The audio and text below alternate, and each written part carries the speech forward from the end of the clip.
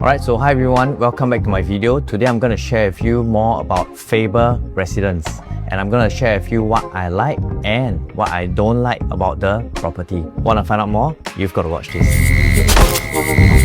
Let's take a look at Faber. First up, where is Faber located? If you look at the diagram here, Faber is actually located at Faber Walk area, next to waterfront at Faber. Beside waterfront at Faber, we have another development called the Faber Crest. So this property, right, as designed by the developer, is to create an architectural concept, okay, where it embodies tropical modernism, merging resort-style living with a tranquil yet well-connected urban setting.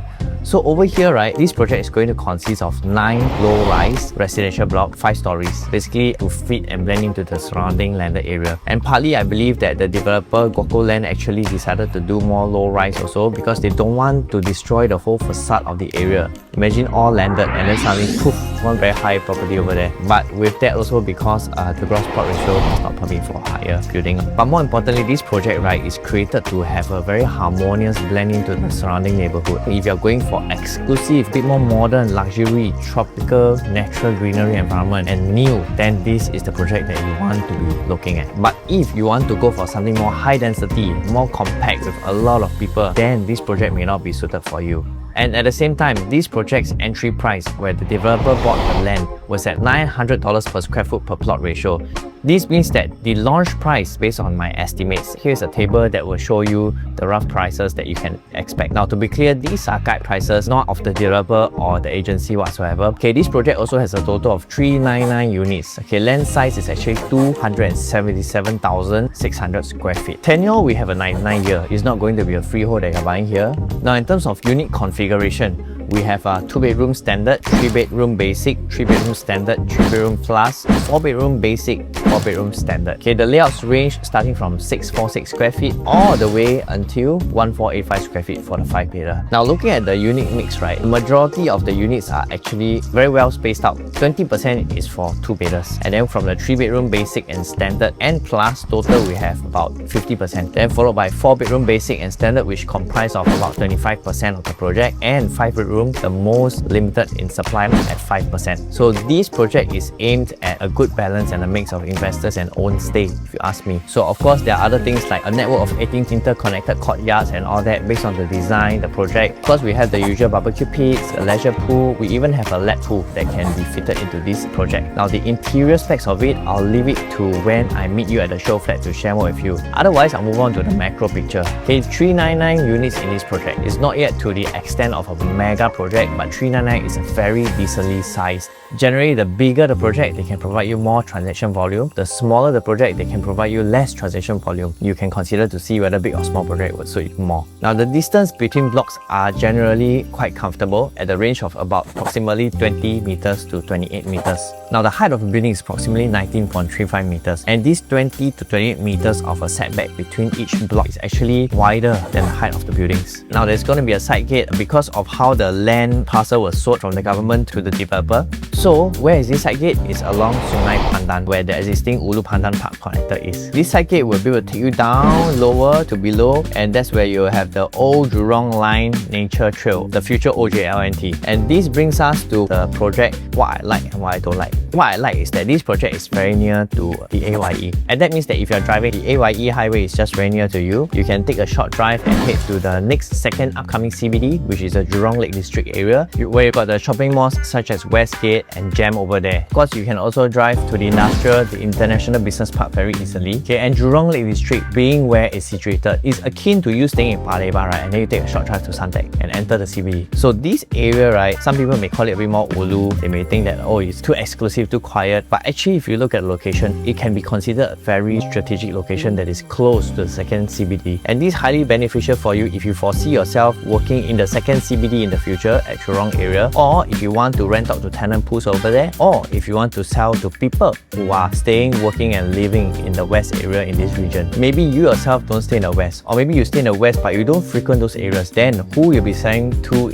are the users of the area when you exit. Alternatively, if you're buying for own stay, then this offers a very enjoyable, almost luxury sense of a modern living. Now, very importantly also, this project is within proximity to many schools and more importantly within 1 km of the popular Nanhua Primary School. With this being said, the future target audience of the buyers when you exit are also the parents, and parents in Singapore will move for school. Now it comes to food and amenities nearby, we have the Lee's Taiwanese, we've got Faber Valley Pub and Restaurant, we've got Jovi's Cafe, some food shops over there, and if you just go a little bit towards the right side, you will see New West, and that's where you can do a bit more of a retail over there as well. Being located next to the park connector, right, also means that you can enjoy a very active lifestyle where you can go and exercise every morning. And having marketed unit at this area, I can tell you that when you're there in the quiet morning, having the serenity and the birds chirping is really a bit of a whole new experience. Now, so these are the things that I like,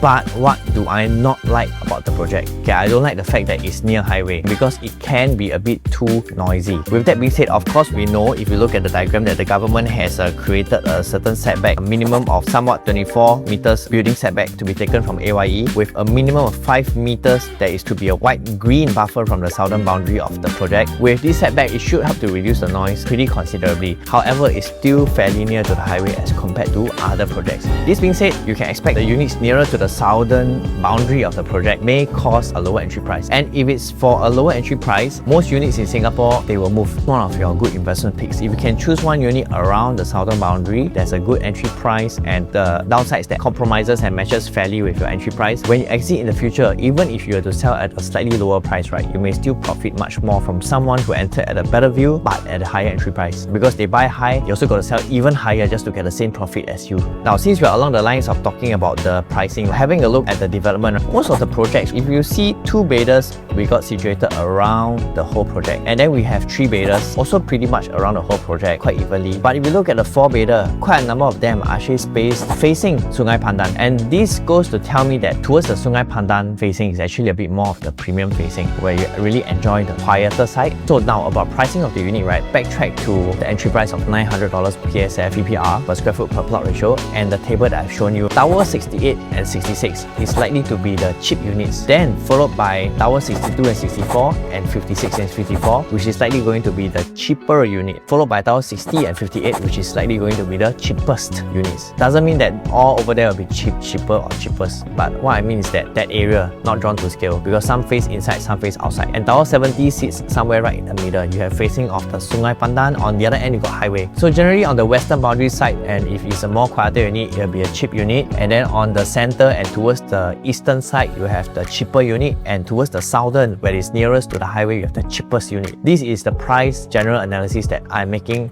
Continuing on from near the highway, can near highway still make money? If you ask me, the answer is yes. Simply look at units at Treasure at Tampines, those that are along the steep road that's entering the highway on the northern side of the project. Or if you look at Bellwater EC, that is now approaching its 10 years and soon going to be fully privatized. Units that are near highway have proven over time consistently that they can make money. Okay, so when it comes to near highway, what can compensate for the cons of being near highway is the price. If you can find a good safe entry price, I don't see a reason why you should not be entering the highway if you really want a unit in this project. Now, next thing is another downside is that some people may say it's too secluded. That being said, shuttle bus may be an option because Faber Crest has shuttle bus that takes the person out, and if not, there's the nearest bus stop that is just within a short walking distance once you exit the side gate, and this will allow you great connectivity to the next nearest MRT station or next nearest amenity. And if you are buying for investment, then we also want to take a fair look at the projects at the south side, which is Whistler Grand, Park Riviera and Twinview. Just look at the profits that the owners have made over there. If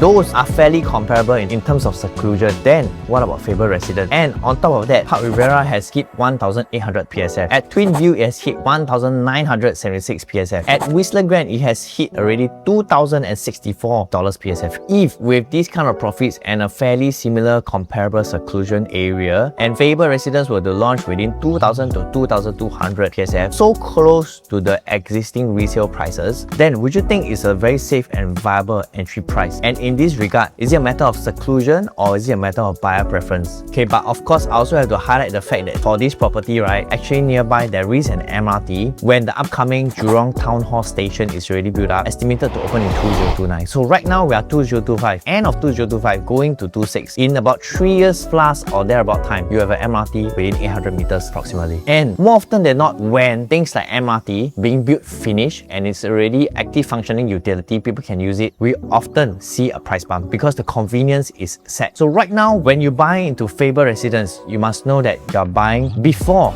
this MRT is going to be built finished. And therefore, right now you're buying before the MRT price has been factored in. The project launched around 2,200 PSF with 800 meters to MRT and with 1 km proximity to Nanhua Primary, selling at 2,000 to 2,200 PSF. Is it a steal or not? Let's go back to the unit layout size. A price of 646 square foot unit, right? If it is priced at 2,200 PSF times 646, you have 1.42 million. Let's say we go a bit higher, 1.42 million. Let's say 646 times 2,300 PSF. The unit will be sold at 1.485 million approximately. Now, this project being a harmonized project, meaning to say 646, right? We just have a rough gauge of a 7% increase in square footage because harmonized project means that the aircon ledge is not included in the floor plan calculation. So with this, we want to add a 7%. Assuming this is 646 square feet, which is 93%, we divide by 93 times 100. Your total effective square footage, if you compare it to the past prices of the projects that are non-harmonized, you're actually effectively buying around 690 square feet of space at 1.485. So if you take 1.485, just a rounded figure, divided by 690, PSF is only 2152. Now once again, if you buy at 2300, you're actually effectively paying somewhere around 2152 PSF. Okay, so with this, the project, to summarize, is for exclusivity filling.